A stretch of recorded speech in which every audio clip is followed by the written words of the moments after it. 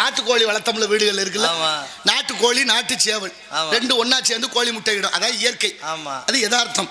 அப்படி நாட்டுக்கோழி முட்டையை தாய்மார்கள் அடை வைப்பாங்க, அவயத்துல வைக்கிறது. 22 நாள்ல கோழி குஞ்சு பொரிக்கும். ஒரு 10 முட்டை 20 முட்டை அடை வச்சோம்னா அதுல 1-2 முட்டை பொரிக்காமையும் போயிடும். பொரிக்காத முட்டைக்கு பேர் என்ன? கூமுட்டை.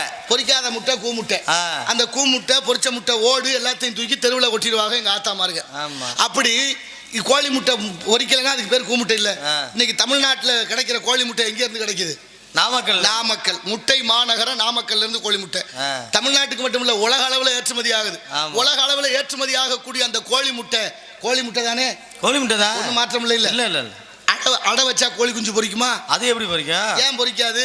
அது வந்து கோழி முட்டை தானே. ஆமா, அடை வச்சா கோழி குஞ்சு பொரிக்கணும் இல்ல? பொரிக்கணும். சரி, பொரிக்கலன்னா அந்த முட்டைக்கு பேர் என்ன? கூமுட்டை. அப்ப கூமுட்டையே சாப்பிடுறீல நீங்க எல்லாம் யாரு?